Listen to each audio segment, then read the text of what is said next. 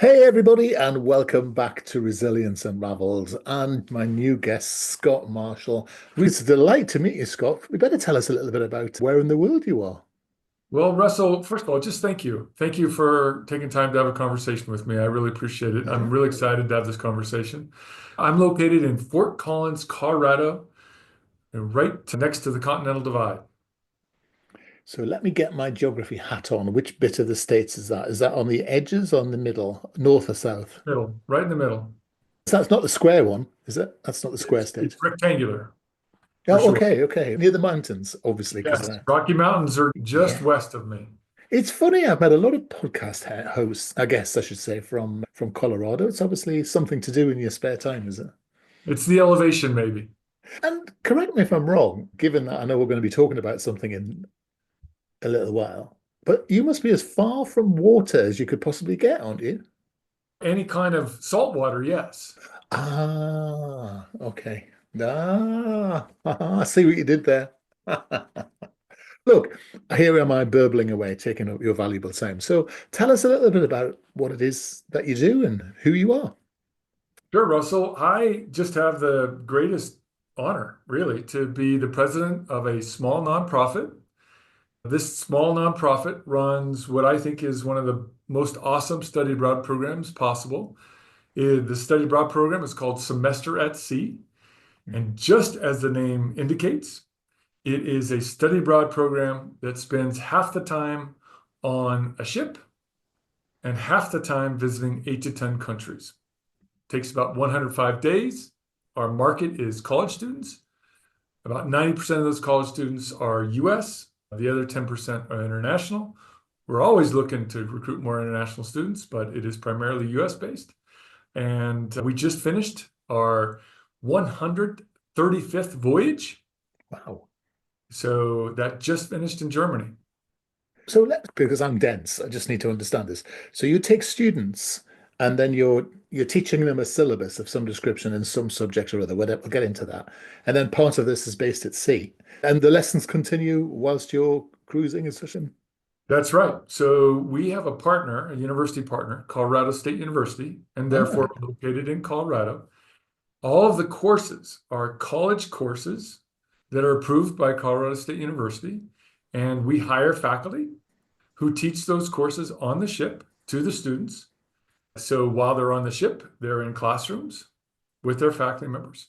And when they go to a country, they have many options, but one would be that they're going to be with their faculty members in country, continuing to have experiential learning opportunities related to the courses that they're taking. that's a brilliant idea. So I remember reading about this first off, and I saw this, and I'm a big fan of cruise ship. The first thing I've got to do in a very nerdy way is ask you about the ship or boat or vessel. So what size craft are you using?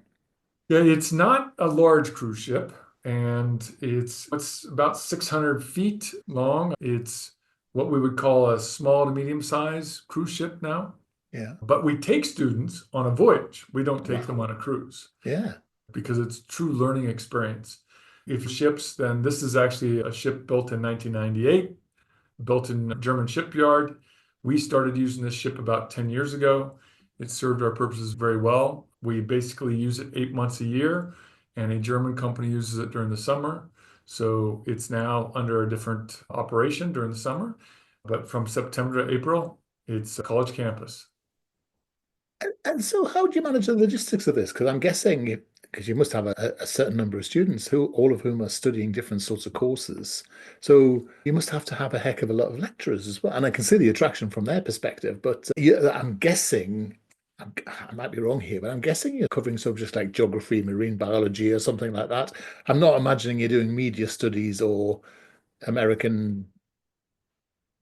I don't know what would be something to do with America these days. Do you know what I mean? I imagine that there's a relevance to these courses, yeah? There is, however, we offer quite a variety of courses because we want students to be able to continue within their degree program. So 20 to 25% of the courses are in the business area because there's Really? a lot of college students studying that, international business and entrepreneurship and so forth. But we also offer abnormal psych, positive psych.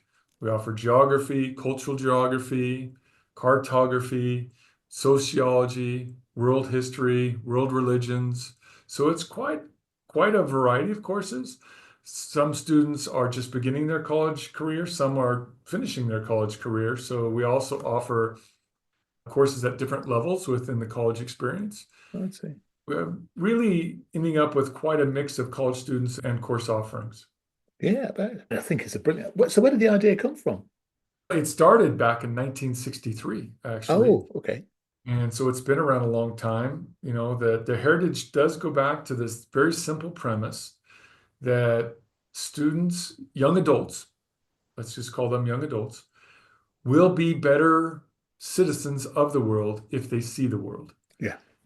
And what is truly unique is that the ship is a community in and of itself, initially comprised of strangers who then Mm, become true friends for life as a mm, consequence of this experience. We see it over and over that this is quite extraordinary, not just simply seeing the different countries, but then coming back to the ship, spending time together, reflecting on what they've seen, preparing for what they will see, building power in compare and contrast, understanding that humanity is below the surface, common and with common needs, and yet on the surface, so distinct and so brilliant.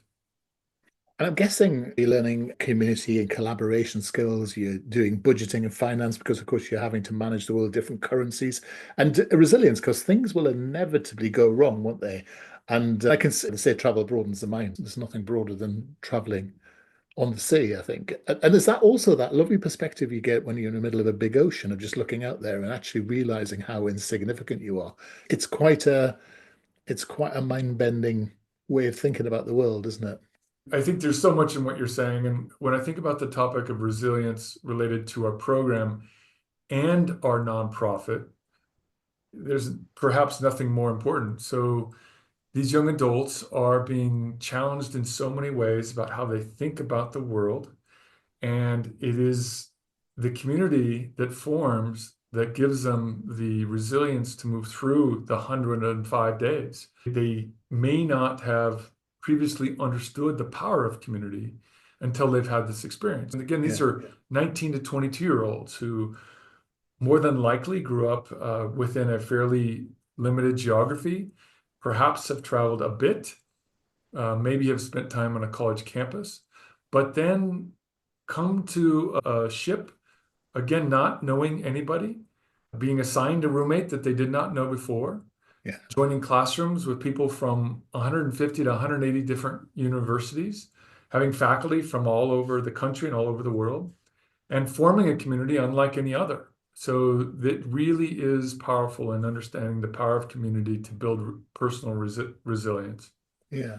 And then What? the team that I work with, there are 45 individuals who run a nonprofit that operates this program that has so many complexities, that faces so many challenges, and everybody is just profoundly committed to a mission.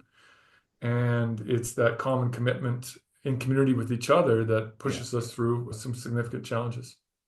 And what sort of type of person comes? Because, and I might be wrong here, but I'm assuming there's a sort of type, a broad type, perhaps potentially broad type bending to do with parental thoughts, but also themselves as well. So is there a type of people you see more regularly than often?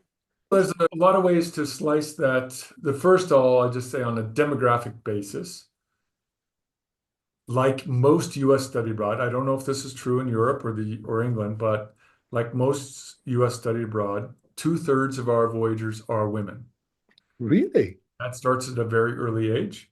I doubt that's the same case in Europe, where everybody is inclined to travel. So Mm, there's probably not much gender difference, but there is in the US. mm. Underlying that, regardless of gender, there has to be some basic curiosity and sense of Yes. courage that allows them to embark on what is quite an unknown adventure. Yeah. There are only a few things known. You're going to be on a ship. You know Yeah. you're going to visit these countries. You know you're going to take these courses. You know how much you have to pay, but there's so much unknown. So you have to have some sense of curiosity. Yeah. And it is a courageous move. But my belief is that those two traits become substantially enhanced over the 105 days. They become Yeah. more curious, Yeah. more courageous. And third, I would suggest they all develop a deeper sense of compassion for the other. They may not have really embraced that beforehand or understood it, what that means. But I think as you see more and more of humanity, Yeah. you get a deeper sense of compassion for the other. So what, and you're going to tell me there's no typical day, but what does a sort of a broadly average day look like? Not a typical day. So when they're on the ship, they'll wake up and have breakfast with other voyagers, which includes other students, faculty, staff, and what we have is lifelong learners. We'll talk about the lifelong learner audience later. Yeah. So it's multi-generational. So you have your breakfast in one of the two dining halls, and then you go to the core course, which we call global studies. It's a course everybody takes. So you go to that, and then you'll separate into your own courses that you're taking. At any one time, there could be 10, 15 different courses running. So you'll go take those courses, and then there's lunch. Again, the whole community is having lunch at one of the two dining halls, and then you'll continue with your courses in the afternoon. Those courses will end around 5:30. Everybody goes to dinner, and then there's a lot of evening programming. Students have their own sort of affinity groups. They'll Mm. have evening seminars led usually by faculty members. They'll be playing cards and board games. They'll go in the swimming pool. So there's a lot of evening activities as well. So that's a typical day. It's very similar to a college campus, and it's also profoundly different than a college campus. It sounds like you're making them work because I guess the people might accuse you of saying, actually, they're just going to have a jolly, aren't they? They're just going to be at sea, chilling around, cooking their own lunch, sitting in a swimming pool all day. But it's not like that. You're describing a typical day, but with, in a sense, the student downtime being slightly more constrained or different, isn't it, from a traditional campus? Yeah, it is. It's a full day. Every day is a Mm. full day. And yet there is still that community time for sure. They still have the time in the evenings to be with each other, be in their small groups that form and various activities that they engage in. So yeah, the days on the ship are quite full.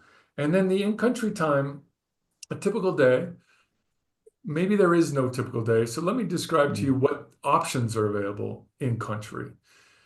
There's really three. So one is if I'm teaching a course on entrepreneurship in one of the countries we're visiting, I have to have a 1 day experience with my students in that country. So I Right. will work to build up some partnerships in that country so that they can learn from the local professionals about entrepreneurship in that country. So that's one option. Students are taking 3 classes. They'll have 3 of those field classes in country. Second, we actually design our own field programs that students can pay for and do in addition. And those could be anything from a simple tour of the city to get familiarized with the landscape, all the way to a 3 day, 2 night homestay. So there's a whole variety of these field programs. The third option is with their friends, they can independently travel. Right. They'll design their own activities and travel and adventures within some boundaries. There's things that they're not allowed to do. So it's really a wide variety of things they can do in country. And you repeat that 8 to 10 times, and you get a sense of what can happen to these young adults as they go Yeah. over the course of a voyage. So how do you, given that small space, you know what I'm going to say next, don't you? So how are you going to deal with conflict, personality clashes, neurodiversity, all those sorts of challenges which in a normal environment, you've got the space, the time, the resources to be able to deal with. But I'm guessing it's hard to keep away from someone on a smaller ship, isn't it?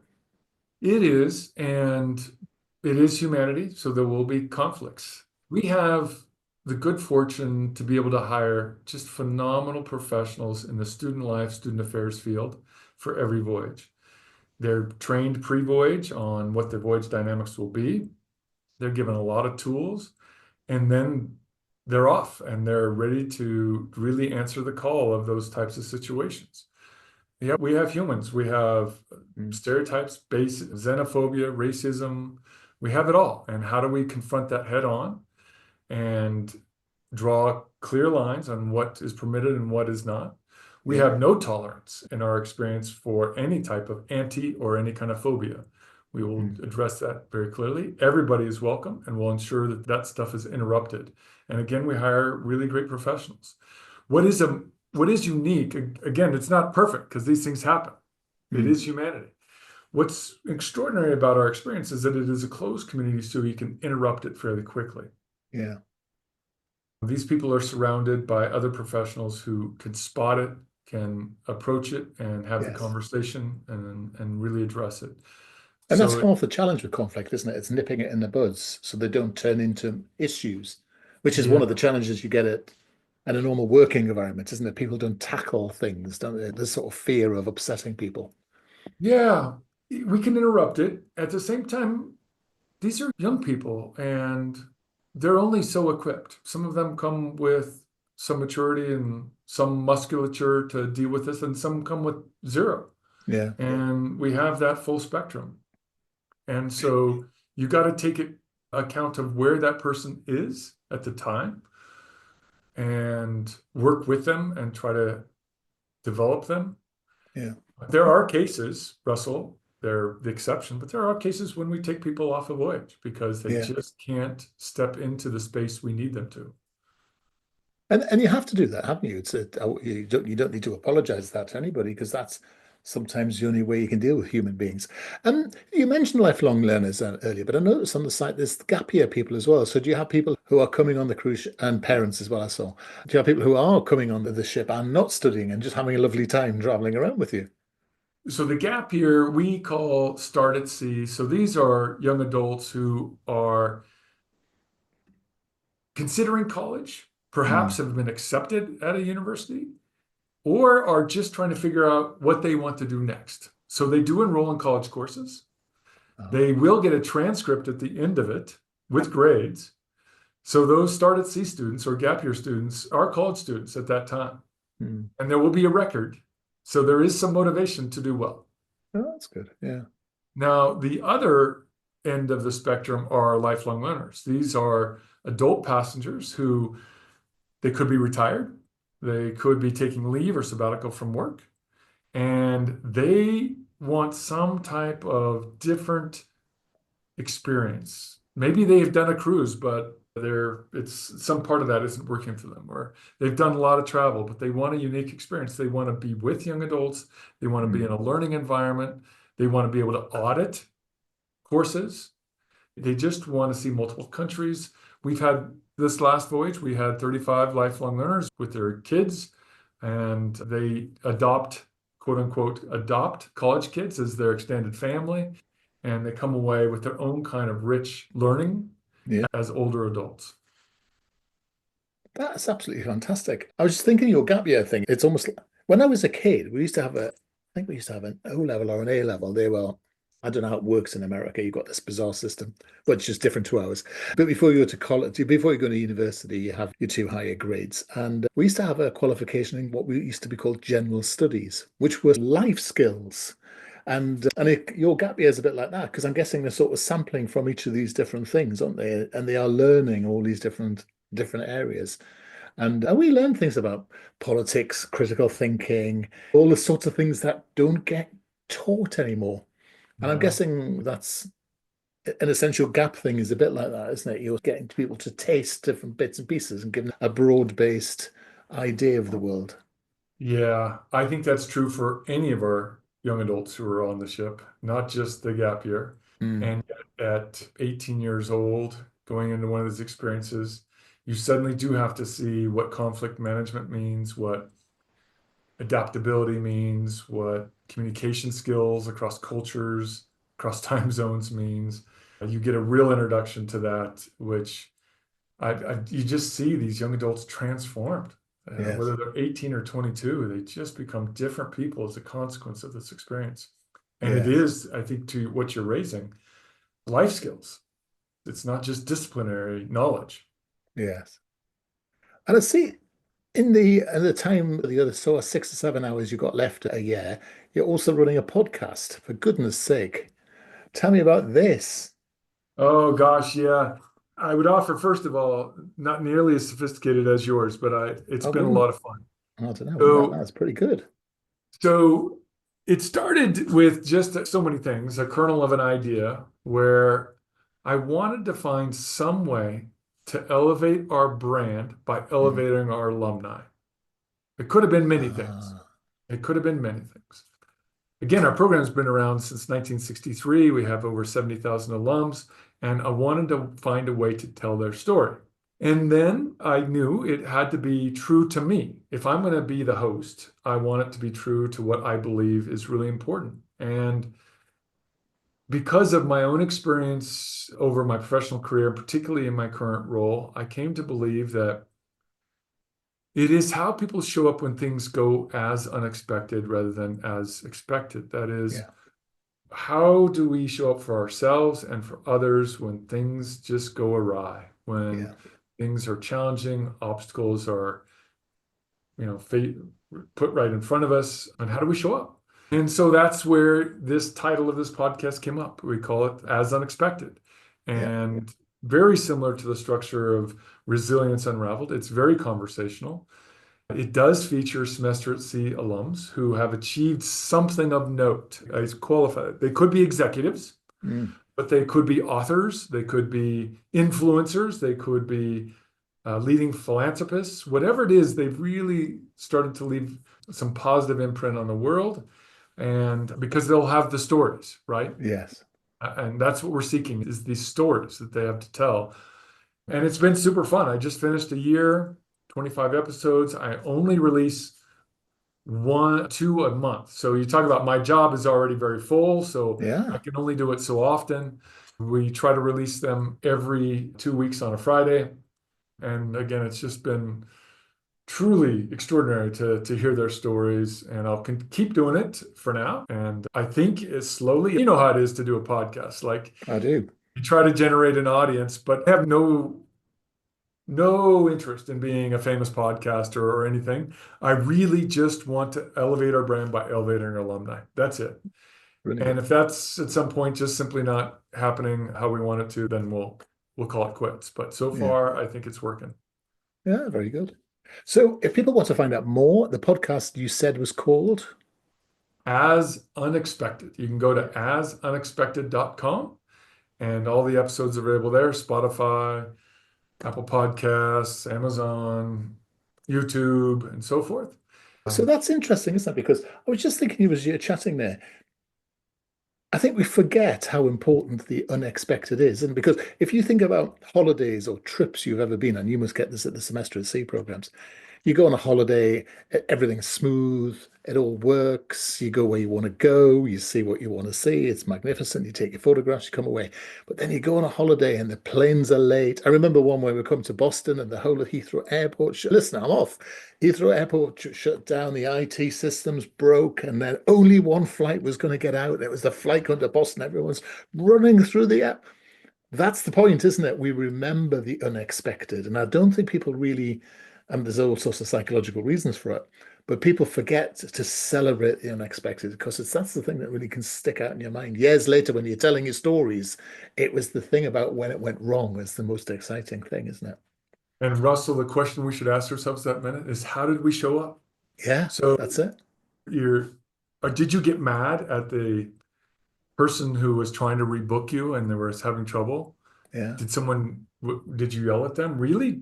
And did you show up and saying, I understand your condition. You didn't cause the system failure. You're doing your best to try to solve not only my challenge, but everybody's challenge whose flight was yeah, delayed.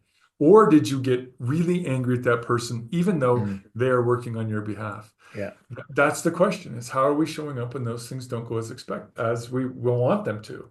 I just believe that the world is going to be stronger as we get stronger in those unexpected moments, as yes, we find compassion for the other in those moments, as we're more curious and listen to the other and be willing to change how we perceive the other through these moments in mm, time. And there's a strong interest in me in doing a podcast where people talk about those experiences. Can we learn from their stories and how they showed up?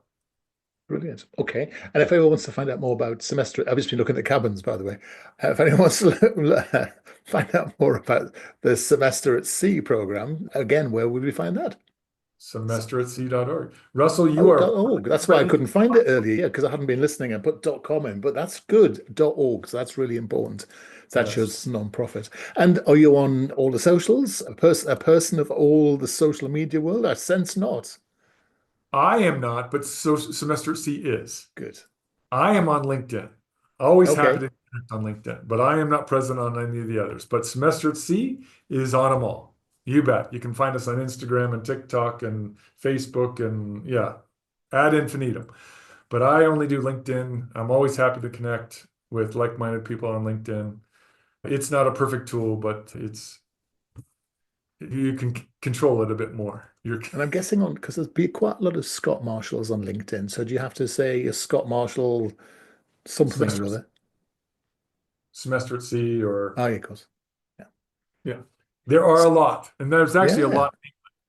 Look, I could talk to you all night because it's absolutely fascinating, but I know I need to be respectful of your time. So, look, it's been absolutely fantastic. Semester at Sea, what a great idea, what a great program.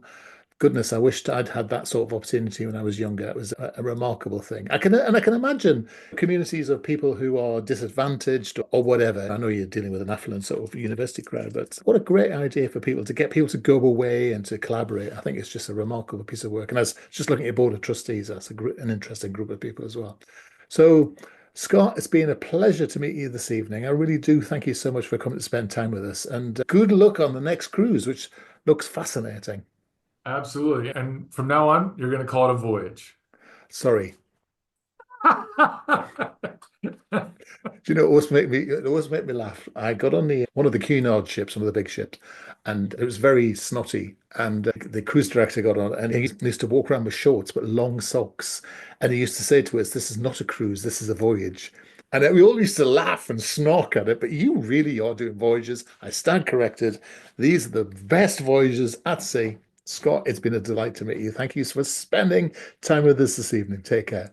Thank you, Russell. Cheers.